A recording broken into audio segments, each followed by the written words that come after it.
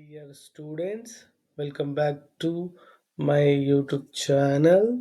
I am Mr. Ranish Nandu, and this is your English Grammar School. I am honored to be your teacher for this exciting new journey.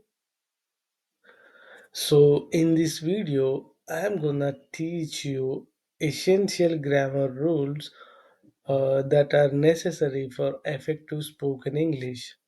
So, ఈ వీడియోలో ఏ grammar rules నేర్చుకోవాలి, మీరు ఎఫెక్టివ్‌గా ఇంగ్లీష్‌లో మాట్లాడాలి అనే ఒక టాపిక్ పైన ఈ వీడియో చేయడం జరుగుతుంది. సో, ఈ వీడియోని చివరి వరకు చూడండి.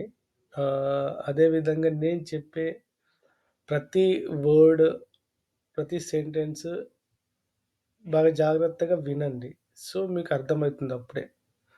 విన్న తర్వాత మీకు వీలైతే నోట్స్ కూడా చేయండి. నోట్స్ చేయండి అంటే ఆహ్, నేనేదైతే మీకు నెక్స్ట్ స్లైడ్స్‌లలో కంటెంట్ ఇస్తానో అది రాయండి. అదొక బుక్‌లో రాయండి. రాస్తుంటే ఏంటంటే మీకు ఇంకా ఏవైనా డౌట్స్ క్రియేట్ అయితాయి. కొత్త డౌట్స్. ఈ వర్డ్ ఏంటిది? ఇంకేంటిది? సో, ఇది ఎలా ఫార్మ్ అయింది? ఈ సెంటెన్స్ ఎలా ఫార్మ్ అయింది? ఎందుకు నౌన్ పక్కన అడ్జెక్టివ్ ఎలా వచ్చింది? ఏంటనేది. సో, ఇట్లాంటివి మీకు కొత్త కొత్త ఐడియాస్ అనేవి వస్తాయి. సో, వన్ థింగ్ ఎప్పుడైతే మీకు ఒక సెంటెన్స్ గాని, ఒక వర్డ్ అర్థం కాలేదనుకోండి, ఇదే వీడియోలో కింద కామెంట్ సెక్షన్‌లో కామెంట్ చేయండి. మీకేం అర్థం కాలేదో. సో, నేను ఆల్మోస్ట్ మీకు రిప్లై ఇస్తాను ఈచ్ అండ్ ఎవ్రీ కామెంట్‌కి. ఓకే.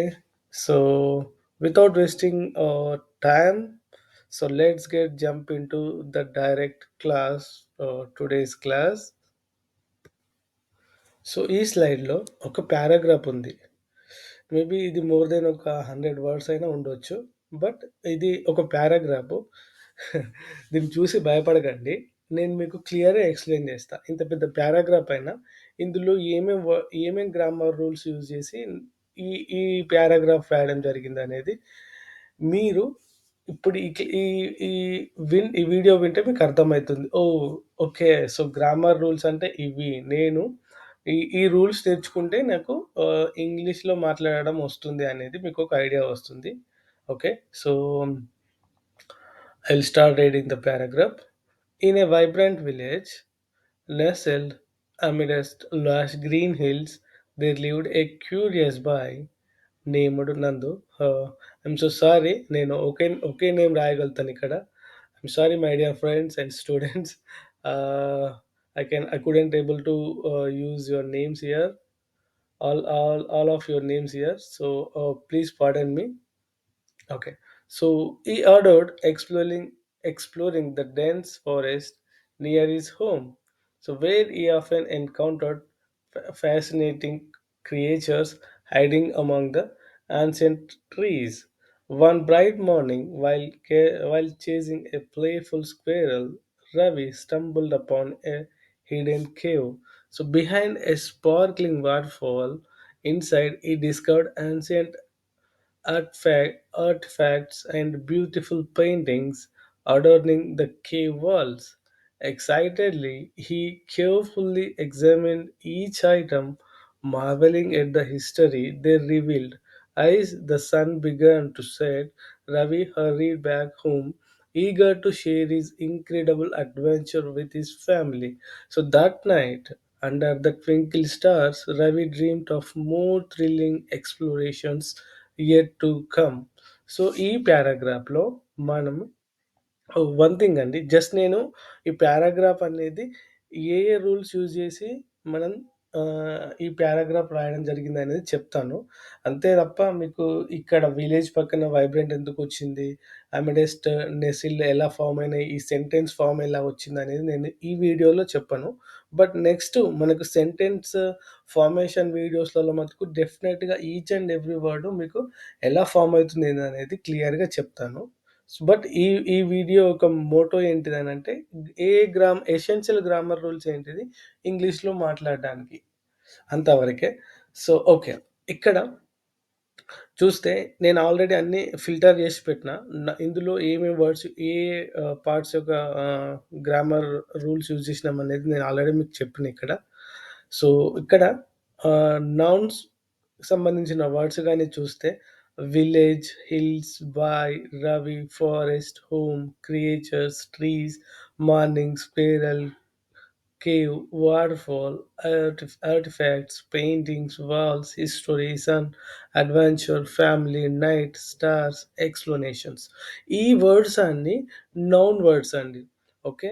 సో ఇప్పుడు నాన్ వర్డ్స్‌లో గూడా చాలా టైప్స్ ఉంటాయి. నౌన్ వర్డ్స్‌లో కాంపౌండ్ నౌన్స్ అని ఆహ్, అట్లా చాలా ఉంటాయి. సో, నేను మీకు నౌన్ వర్డ్స్ క్లాసొచ్చినప్పుడు నౌన్ అంటే ఏంటిది? నౌన్‌లో ఎన్ని రకాలుంటాయి? ఏ ఏ టైప్‌లో ఏ ఏ నౌన్ ఉంటుందనేది మీకు నేను క్లియర్‌గా చెప్తాను. ఓకే. Next verbs. ఈ పారాగ్రాఫ్‌లో నౌన్స్ కాకుండా వర్బ్స్ ఉన్నాయన్నమాట. వర్బ్‌కి సంబంధించిన అంటే యాక్షనల్ వర్డ్స్ ఉన్నాయి. యాక్షనల్ వర్డ్స్ అంటే nestled, lived, adored, exploring, encountered, hiding, stumbled, discovered, adorning, examined, marvelling, began, hurried, share, dreamed. ఇవన్నీ ఏంటంటే యాక్షనల్ వర్డ్స్. అంటే నౌన్స్ ఉన్నాయి ఈ వర్డ్స్‌లో. నౌన్‌కి సంబంధించిన పదాలున్నాయి. అట్లాగనే వర్బ్స్ కూడా ఉన్నాయన్నమాట. ఈ 2 కాకుండా నెక్స్ట్ అడ్జెక్టివ్స్ కూడా ఉన్నాయి ఇక్కడ. వైబ్రెంట్, అడ్జెక్టివ్ ఏంటంటే vibrant, lush, curious, dense, near, fascinating, ancient, hidden, sparkling, beautiful, incredible, twinkling, thrilling. So, నౌన్‌లో ఎట్లయితే టైప్స్ ఉన్నాయో, నౌన్ అంటే ఏంటిది? ఎన్ని ఎన్ని ఎన్ని టైప్స్ ఉన్నాయనేది ఎట్లయితే నేను చెప్తున్నానో మీకు, సేమ్ అడ్జెక్టివ్ కూడా అంతేనండి. అడ్జెక్టివ్స్ అంటే ఏంటివి? అడ్జెక్టివ్స్‌లో ఎన్ని టైప్స్ ఉన్నాయి? ఏ ఏ టైప్ అడ్జెక్టివ్స్ ఎక్కడ యూజ్ జేయాలి? దానికొక ఆహ్, సెంటెన్స్ ఫార్మేషన్‌లో ఒక రూల్ ఉందన్నమాట. ఒక్కొక్క adjective one by one, step by step use జేయాలి. సో, అది కూడా నేను మీకు అడ్జెక్టివ్స్ క్లాస్‌లో చెప్తాను. అడ్జెక్టివ్స్ కాకుండా నెక్స్ట్ మనం ఇక్కడ ఏం వర్డ్స్ యూజ్ చేసినామంటే ఈ పారాగ్రాఫ్‌లో అడ్వర్బ్స్ యూజ్ చేసినాం. సో, అడ్వర్బ్స్ వచ్చేసి often, where, bright, playful, inside, carefully, excitedly, eagerly, yet. Ah, okay. Adverbs కాకుండా ఇంకా ప్రిపోజిషన్స్ కూడా యూజ్ చేసినాం. ప్రిపోజిషన్స్ వచ్చేసి in, amidst, near, behind, among, under, with. Next conjunction words use చేసినాం. అవేంటిది?